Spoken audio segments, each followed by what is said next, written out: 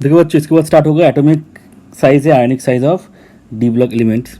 देखो generally along the period जाने से क्या होता है, एटॉमिक साइज डिक्रीज होता है। अब ये स्मूथ ट्रेंड आपका डी ब्लॉक एलिमेंट के लिए नहीं होता है, कुछ अब्रप्ट ऑर्डर यहाँ पे होता है। देखो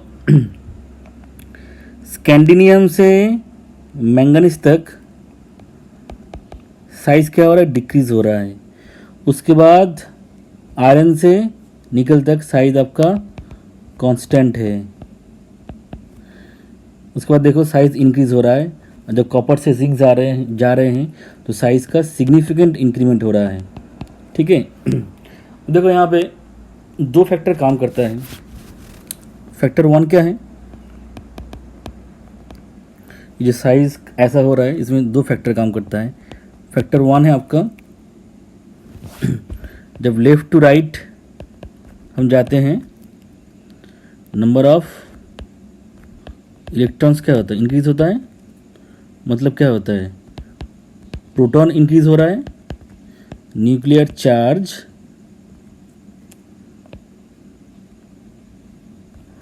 इंक्रीज हो रहा है। और अगर न्यूक्लियर चार्ज इंक्रीज होगा तो क्या होगा, साइज डिक्रीज होगा। तो फैक्टर 1 में आपका है न्यूक्लियर चार्ज, जिससे आपका साइज डिक्रीज होता है। और फैक्टर 2 में क्या है, फैक्टर 2 में देखो सील्डिंग ऑफ डी सबशेल। यहाँ पे देखो जब लेफ्ट टू राइट जाते हैं इलेक्ट्रॉन आपका कहाँ पे एंट्री लेता है, n-1 डी सबशेल में एंट्री लेता है, या 3D सबशेल में एंट्री लेता है, मतलब इनर्ट सबशेल में एंट्री लेता है। ये आपका 4s है, ये आपका 3D है, और ये आपका न्यूक्लियस है। 4s में तो आपका 2 इलेक्ट्रॉन प्रेजेंट होता है जनरली, ठीक है। और 3D में आपका एक एक करके इलेक्ट्रॉन एंट्री लेता है। तो देखो ये जो न्यूक्लियस है एंड द 4s या आउटर मोस्ट इलेक्ट्रॉन है, उनके बीच में आपका कंप्लीट सेपरेशन नहीं रहता है, ठीक है। There is not complete separation between the nucleus and the 4s electron. बीच में आपका 3D आ जाता है। तो 3D यहाँ पे क्या करता है, सील्डिंग दिखाता है। तो लेफ़्ट टू राइट जाने से देखो, अब देखो यहाँ पे लेफ़्ट टू राइट जाने से एक एक करके डी सबशेल में इलेक्ट्रॉन आ रहा है, मतलब इनर सबशेल में एक एक करके इलेक्ट्रॉन आ रहा है। उससे क्या होगा, सील्डिंग आपका इंक्रीमेंट होगा। अगर सील्डिंग इंक्रीमेंट होगा, आउटर मोस्ट इलेक्ट्रॉन के ऊपर न्यूक्लियस का अट्रैक्शन क्या हो जाएगा, कम हो जाएगा। उससे क्या होगा, साइज इंक्रीज हो जाएगा। तो लेफ़्ट टू राइट जाने से shielding increases as the number of inner 3D electrons increases. That is why attraction on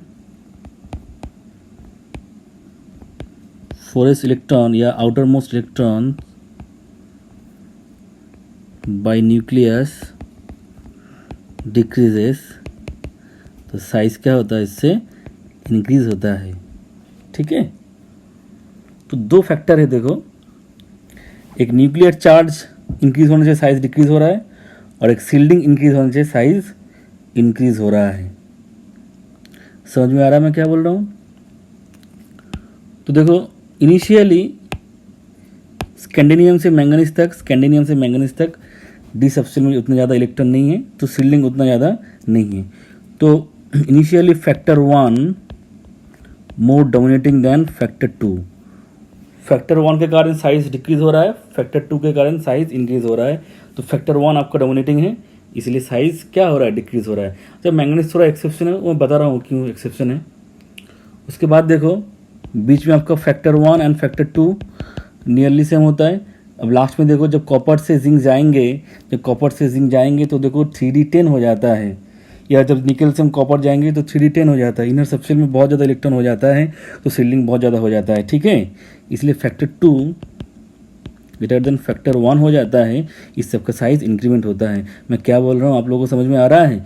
यहाँ पर देखो एग्जाम में ये इंपॉर्टेंट है, या आयरन कोबाल्ट निकल इनका रेडियस सेम होता है, मतलब मेटेलिक रेडियस सेम होता है। अच्छा, यहाँ पे हम लोग जो रेडियस का बात कर रहे हैं वो एक्चुअली मेटेलिक रेडियस है। अब यहाँ पे आपको कुछ इंपॉर्टेंट पॉइंट्स नोट करना है, जैसे कि size of manganese greater than chromium, मतलब मेटेलिक रेडियस की बात कर रहा हूँ। देखो इसका रीज़न क्या है, यहाँ पे जो हम रेडियस देख रहे हैं वो एक्चुअली मेटेलिक रेडियस है। तो मेटेलिक रेडियस, अगर रेडियस का बात करेंगे तो मेटेलिक बॉन्डिंग का भी बात करना पड़ेगा, ठीक है। अब आज हम लोगों ने पढ़ा है मैंगनीज के लिए मेटेलिक बॉन्डिंग ख़राब होता है। अगर मेटेलिक बॉन्डिंग ख़राब होता है, क्यों ख़राब होता है मैंगनीज का? बिकॉज इलेक्ट्रॉनिक कॉन्फ़िगरेशन स्टेबल होता है। तो अगर मेटेलिक बॉन्डिंग ख़राब हो रहा है तो दो मेटल एटम के बीच में डिस्टेंस क्या हो जाएगा? कम हो जाएगा, ठीक है। उससे क्या होगा, सॉरी, डिस्टेंस ज़्यादा हो जाएगा, उससे क्या होगा? मेटेलिक रेडियस ज़्यादा हो जाएगा। आप लोगों को पता ही है एटॉमिक साइज निकालने का दो तीन तरीका है। एक तो है आयनिक रेडियस निकालो, वैन डेर वाल्स रेडियस निकालो, मेटेलिक रेडियस निकालो, कोवेलेंट रेडियस निकालो।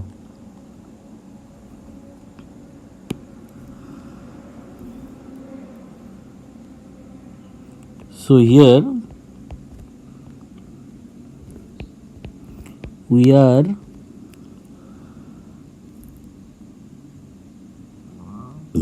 determining the metallic radius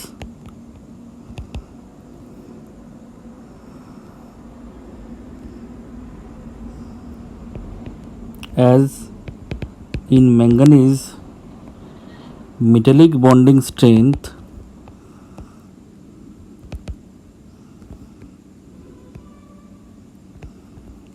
is weak due to stable electronic configuration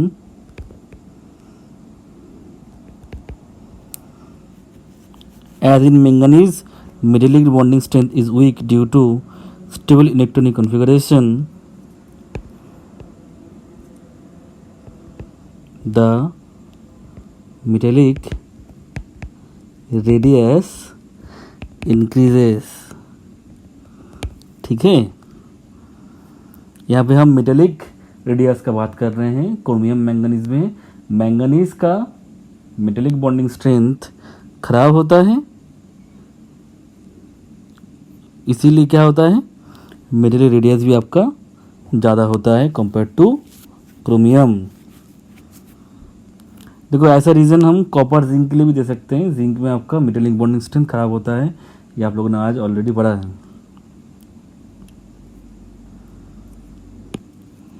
उसके बाद इम्पोर्टेंट पॉइंट देखो, अच्छा ये निकेल का है। निकेल इज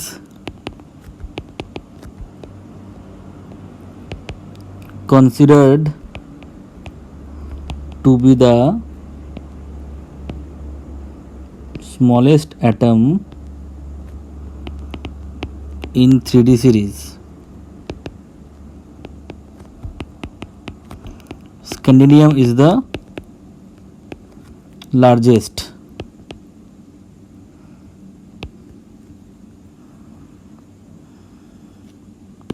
इसके बाद देखो कैटायनिक साइज में भी सेम ऑर्डर है। जो क्रोमियम एंड मैंगनीज में, इसको देखो M3+ में क्रोमियम एंड मैंगनीज में मैंगनीज का ज़्यादा है, और M2+ में देखो कॉपर 2+ एंड जिंक 2+ में जिंक 2+ का ज़्यादा है, और यहाँ पे इन तीनों का देखो लगभग सेम है। तो यहाँ पे मैं लिख दूंगा cationic size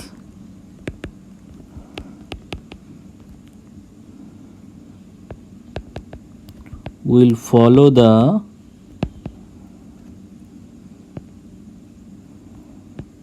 same order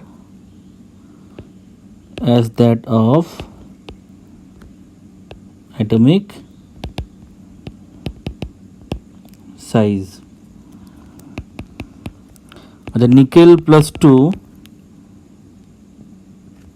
is the smallest, very important है, is the smallest M2 plus ion in 3D series.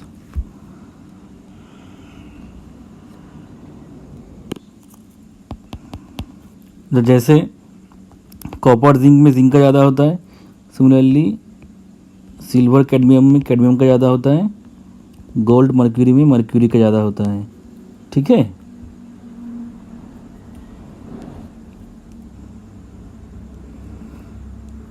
तो उसके बाद देखो इम्पोर्टेंट है लैंथेनॉइड कॉन्ट्रैक्शन। अब लैंथेनॉइड कॉन्ट्रैक्शन क्या होता है?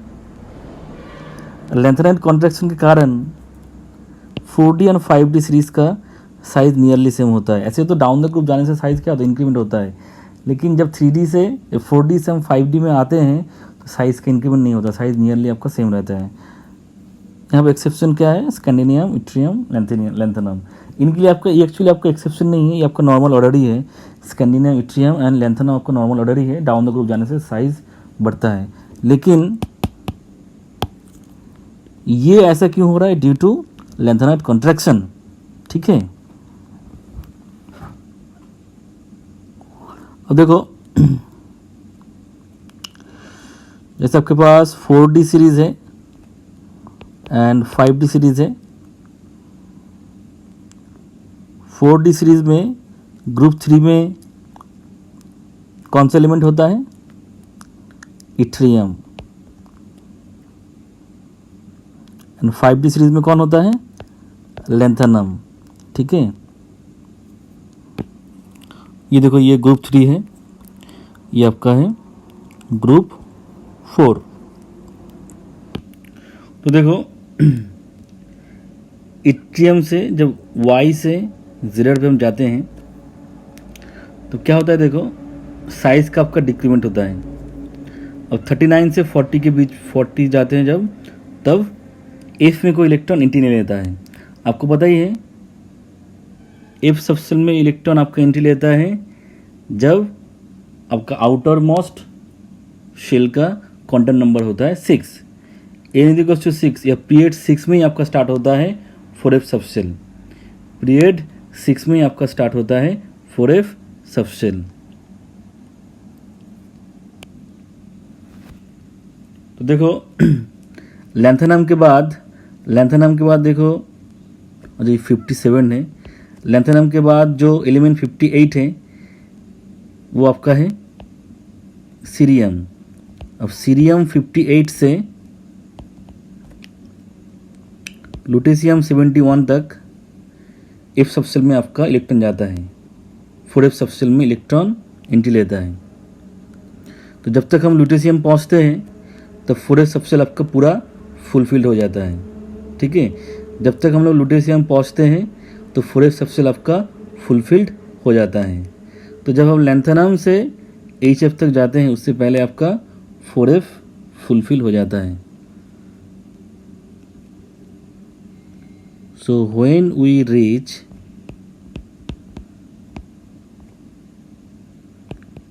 HF from lanthanum, 4f subshell already becomes fulfilled, मतलब 4f14। लेकिन Y से Z तक इनर सबसेल में आपका कोई F नहीं रहता है, ये आपका कोई F सबसेल नहीं रहता है, नो F सबसेल। ठीक है, लैंथेनम का इलेक्ट्रॉनिक कॉन्फ़िगरेशन होता है 5d1 6s2, HF का इलेक्ट्रॉनिक कॉन्फ़िगरेशन होता है आपका 4f14 5d2 6s2। तो देखो HF में इनर सबसेल में आपका 4f आ गया है। ठीक है, अब 4f क्या होता है? 4f आपका पोर्ट सीडलिंग दिखाता है, 4f आपका पोर्ट सीडलिंग दिखाता है। F सबसेल का सीडलिंग सबसे ख़राब होता है। तो HF में क्या होता है? HF में आपका अंदर वाले सबसेल में कौन होता है? अंदर कौन होता है? आपका 4f सबसेल होता है। अब 4f सबसेल का सील्डिंग क्या होता है? ख़राब होता है। अगर सील्डिंग ख़राब होता है अगर शील्डिंग खराब होता है आउटर मोस्ट इलेक्ट्रॉन के ऊपर न्यूक्लियस का अट्रैक्शन क्या हो जाता है, बढ़ जाता है। ठीक है, तो लैंथेनम से HF जाने से तो आपका साइज डिक्रीमेंट होना चाहिए, ये होता भी है, लेकिन जितना डिक्रीमेंट होना चाहिए उससे ज़्यादा डिक्रीमेंट होगा। लैंथेनम से जब HF में जाते हैं साइज जितना डिक्रीमेंट होना चाहिए उससे ज़्यादा डिक्रीमेंट होता है, बिकॉज बीच में आपका ये सीरियम से लुटेशियम एलिमेंट आ जाता है, उनमें आपका F सबसेम इलेक्ट्रॉन आता है। जब F सबसेम इलेक्ट्रॉन आएगा तो आउटर मोस्ट इलेक्ट्रॉन के ऊपर खराब शील्डिंग दिखाएगा। खराब शील्डिंग के कारण न्यूक्लियस का अट्रैक्शन बढ़ जाता है। तो लैंथेनम से HF तक आने से जितना साइज का डिक्रीमेंट होना चाहिए था उससे ज़्यादा डिक्रीमेंट होता है, मोर देन एक्सपेक्टेड डिक्रीमेंट होता है। ठीक है, ये मोर देन एक्सपेक्टेड डिक्रीमेंट क्यों होता है, बिकॉज HF के इनर शेल में कौन आ जाता है, HF के इनर शेल में आपका आ जाता है 4f सबसेल। ठीक है, तो more than expected decrease in size from lanthanum to HF is actually lanthanoid contraction। अब देखो, जब हम ZR से HF तक आते हैं तो प्रिंसिपल क्वांटम नंबर का वैल्यू बढ़ता है, n बढ़ता है या शेल नंबर बढ़ता है, तो साइज क्या होगा, इंक्रीज होना चाहिए। अब देखो, जब ZR से HF तक आते हैं तो इनर सबसेल में आपका 4f आ चुका है, तो अगर 4f आ गया है तो 4f पर क्या होगा, शील्डिंग खराब होगा। अगर शील्डिंग खराब होगा तो आउटर मोस्ट इलेक्ट्रॉन के ऊपर न्यूक्लियस का अट्रैक्शन बढ़ जाएगा, तो साइज क्या हो जाएगा, डिक्रीज हो जाएगा। तो यहाँ पर दो अपोजिंग फैक्टर हैं। अच्छा, for poor shielding of 4f subshell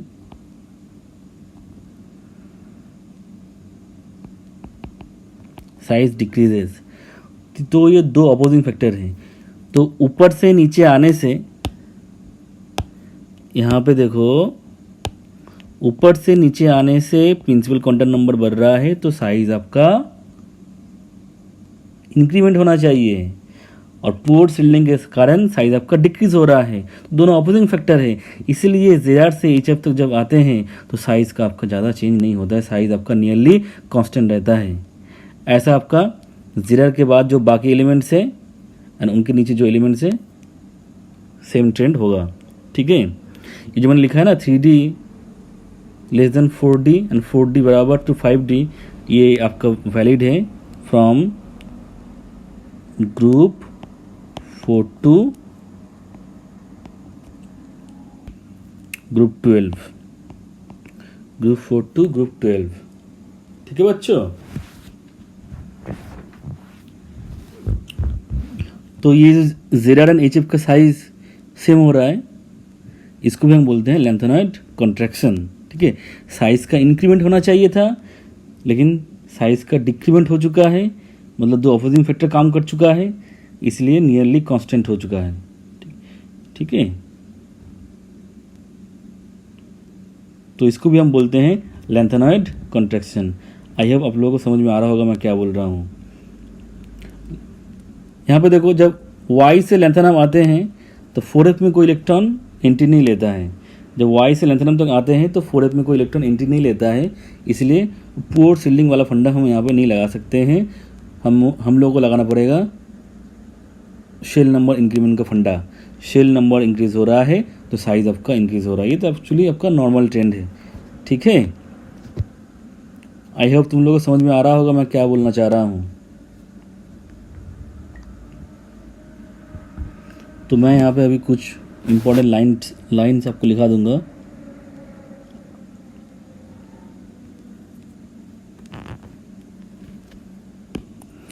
उसके बाद देखो कुछ लाइन्स आप लोग NCERT से लिखोगे, मतलब ये NCERT में अंडरलाइन नहीं करना है, आपको कॉपी में लिखना है। आज का ये पार्ट पूरा आपको कॉपी में लिखना है, ये एटॉमिक साइज वाला पार्ट। देखो,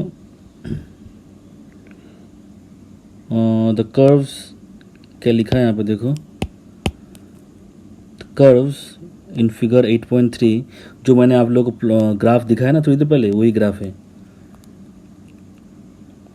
देखो 4D एंड 5D सीरीज का radius virtually same as those of the corresponding members of the second series. This phenomena is associated with the, तो ये लाइन आपको लिखना है.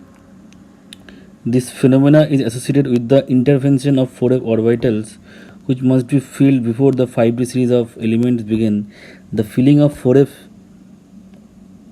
before 5D orbital results in a regular decrease in atomic radius called lanthanide contraction, which essentially compensate for the expected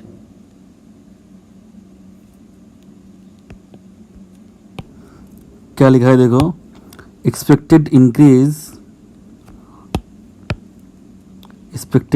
in atomic size with the increasing atomic number. ठीक है. The net result of the lanthanide contraction is that the second and the third D series exhibit similar radius and have very similar physical and chemical properties, much more than that expected on the basis of usual family relationship. ठीक है. तो यहाँ पे देखो वही बात हो रहा है, 5D से पहले आपका 4f आ जाता है, 4f का सील्डिंग खराब होता है. अगर खराब सील्डिंग होगा तो क्या होगा, साइज का आपका क्या होगा, साइज का आपका डिक्रीमेंट होगा. ठीक है. साइज इंक्रीमेंट होना चाहिए था, इंक्रीमेंट हो रहा है, उसके साथ साथ डिक्रीमेंट हो रहा है, इसलिए आपका Z से HF तक साइज नियरली कांस्टेंट रहता है. ठीक है.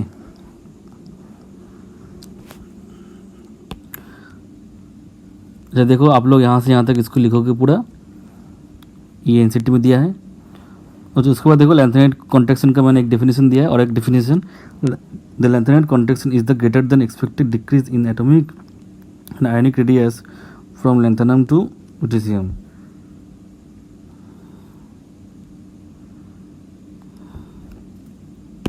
देखो लैंथेनम से लुटेशियम जाने से एटॉमिक नंबर बढ़ रहा है, न्यूक्लियर चार्ज बढ़ रहा है, तो साइज का डिक्रीमेंट होगा.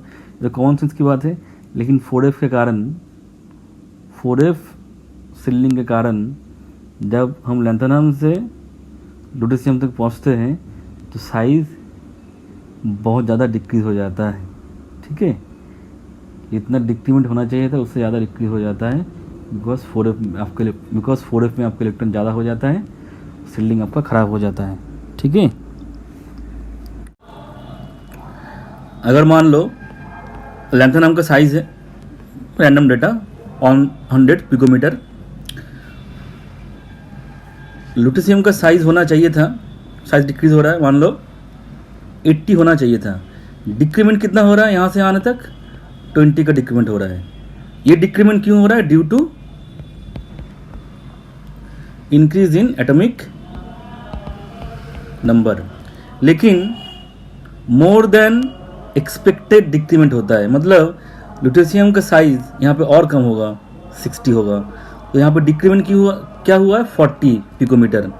तो जितना डिक्रीमेंट होना चाहिए था उससे ज़्यादा डिक्रीमेंट हो रहा है. ये क्यों हो रहा है, एक तो increase in atomic number plus poor shielding of 4f. यही मोर देन एक्सपेक्टेड डिक्रीमेंट होता है आपका लैंथेनॉइड कॉन्ट्रैक्शन. उसके बाद देखो ये वाला पैराग्राफ आप लोग लिखोगे, मैं कर रहा हूँ underline. The overall decrease in atomic and ionic radius from lanthanum to lutetium is unique feature in the chemistry of the lanthanoid.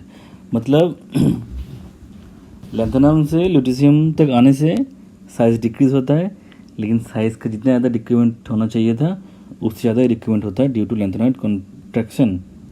ठीक है.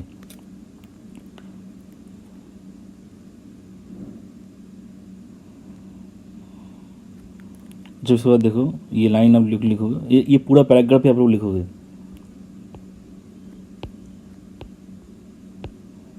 ये वाला line very very important. However the ceiling of one 4f electron by another is less than the 1 d electron by another with the increase in the nuclear charge along the series. तो इस point को आप लोग समझो। However the shielding of one 4f electron by another is less than that of the one d electron by another. मतलब तो इस line का मीनिंग समझो, shielding of one 4f electron by another is less than that of one d electron by another. मतलब एक 4f electron और एक 4f electron के ऊपर जो सील्डिंग दिखाता है वो खराब होता है compare to one d electron by another. जब हम 4f में एक एक करके इलेक्ट्रॉन डालते हैं ना, तब 4f इलेक्ट्रॉन भी और एक 4f इलेक्ट्रॉन के ऊपर सील्डिंग दिखा सकता है, लेकिन ये सील्डिंग क्या होता है, बहुत खराब होता है। देखो हम 4f में 7 ऑर्बिटल होता है, 7 ऑर्बिटल में हम इलेक्ट्रॉन डाल रहे हैं।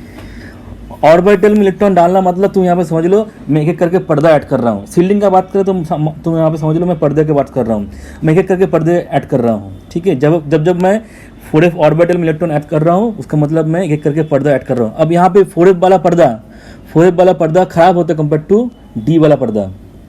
4f का पर्दा आपका ज़्यादा फटा हुआ पर्दा है।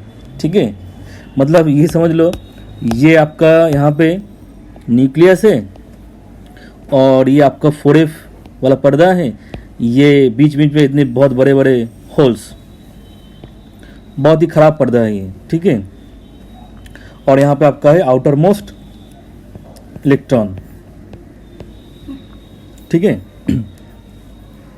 अब आप सोचोगे मैं एक एक 4f ऑर्बिटल में इलेक्ट्रॉन ऐड करने से तो सील्डिंग बढ़ जाना चाहिए था। मतलब ये न्यूक्लियस एंड 6s के बीच में तो पर्दा अच्छा हो जाना चाहिए था। वही तो होता है, जैसे थोड़ी देर पहले हमने डी ब्लॉक एलिमेंट के लिए किया था, लेफ्ट टू राइट जाने से जब हम कॉपर एंड जिंक तक पहुँचे सील्डिंग ज़्यादा हो गया था, बिकॉज डी इलेक्ट्रॉन ज़्यादा हो गया था। होता नहीं होता, लेकिन वहाँ पे डी का पर्दा उतना ख़राब नहीं होता, डी का पर्दा वहाँ पे उतना ख़राब नहीं था। एक मॉडरेट पर्दे के ऊपर तुम और एक मॉडरेट पर्दा ऐड कर रहे हो तो अल्टीमेटली अच्छा पर्दा वहाँ पे बन गया था। लेकिन यहाँ पे पर्दा इतना फटा हुआ, इतना ख़राब है, इस मतलब एक 4f ऑर्बिटल का पर्दा इतना ख़राब है, तुम और एक फटा हुआ पर्दा ऐड करो तब भी वो सील्डिंग अच्छा नहीं कर पाएगा।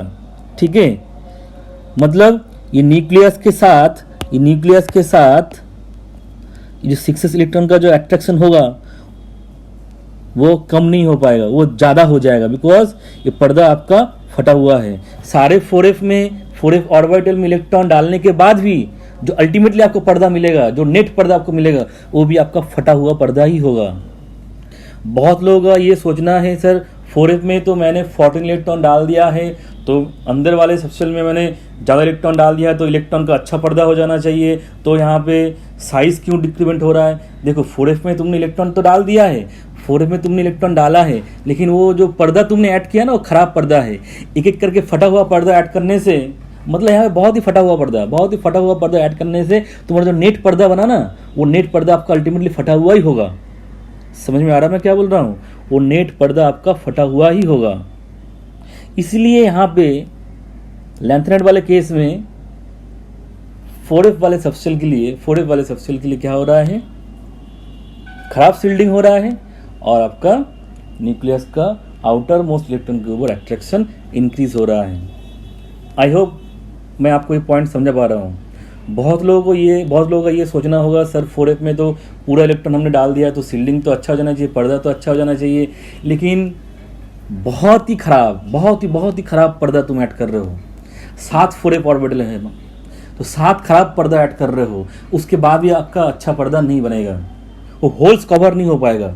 ठीक है, ये होल्स कभी कवर, इसके ऊपर तुम और एक 4f ऑर्बिटल डालो, इसके ऊपर तुम और एक 4f ऑर्बिटल डालो और एक 4f ऑर्बिटल डालो, तब भी आपका ये फटा हुआ पर्दा ही रहेगा। ठीक है, इसीलिए सील्डिंग बहुत खराब होता है। इसलिए देखो उसके बाद देखो एक लाइन लिखा है, दस the effective nuclear charge increases along the series in comparison to the mutual shielding of the 4f electrons. Thus, the outer electrons are attracted more by nucleus. Consequently, size decreases from lanthanum to lutetium. ठीक है, तो थोड़ा यहाँ पर English sentence अच्छे से ध्यान रखना, एग्जाम में ऐसे लाइन उठा के आ सकता है। ठीक है, तो उसके बाद देखो लिखा है the cumulative effect on the contraction of the lanthanide series known as lanthanide contraction. What is the meaning of cumulative effect? if देखो लेफ्ट टू राइट जाने से एटॉमिक नंबर बढ़ता है, न्यूक्लियर चार्ज बढ़ता है, क्यूमुलेटिव मतलब एक तो है इफेक्टिव न्यूक्लियर चार्ज वाला फंडा, इफेक्टिव न्यूक्लियर चार्ज, और एक आपका है पुअर शील्डिंग ऑफ 4F। ठीक है, पुअर शील्डिंग के कारण भी आपका साइज यहाँ पर डिक्रीज हो रहा है। जनरली इफेक्टिव न्यूक्लियर चार्ज बनने से साइज डिक्रीमेंट होता है, लेकिन यहाँ पे 4F सब्स्टिट्यूट इलेक्ट्रॉन आ गया है, तो जितना डिक्रीमेंट होना चाहिए थे साइज उससे ज़्यादा ही डिक्रीज होगा। ठीक है, तो ये हो गया आपका लैंथेनॉइड कॉन्ट्रैक्शन। इसको आप लोग अच्छे से कॉपी में नोट करोगे। अच्छा बच्चों देखो, यहाँ पे मैंने ये टेबल एनसीईआरटी से लिया है। यहाँ पे लैंथेनॉइड सीरीज को एलिमेंट्स दिया है, सीरियम से ल्यूटेशियम तक आपका क्या है, लैंथेनॉइड से, ये लैंथेनाइड से। ठीक है, अच्छा इनका इलेक्ट्रॉनिक कॉन्फ़िगरेशन क्या होता है मैंने आप लोगों को ऑलरेडी क्लास 11 में बता दिया था। ट्रिक मैं आपको फिर से बता दूं क्या? ठीक है, सुन लो, कैसे याद रखोगे? देखो,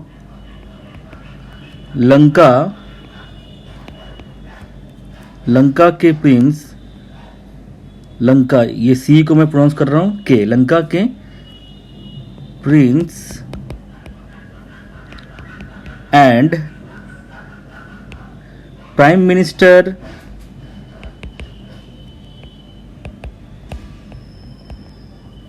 श्रीमती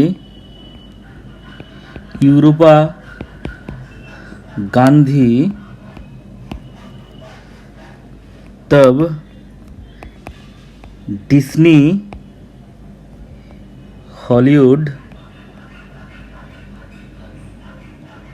स्पेलिंग गलत लिखा है हॉलीवुड का, हॉलीवुड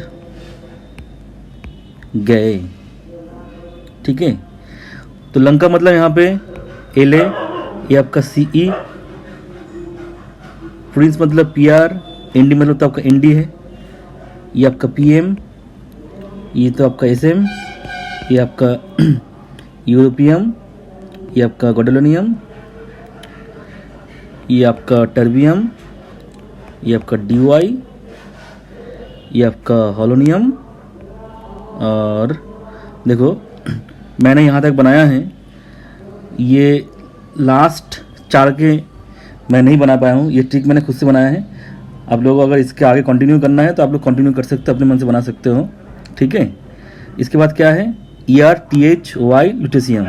तो देखो, लंका के Prince and prime minister Shrimati Europa Gandhi तब डिज्नी हॉलीवुड गए।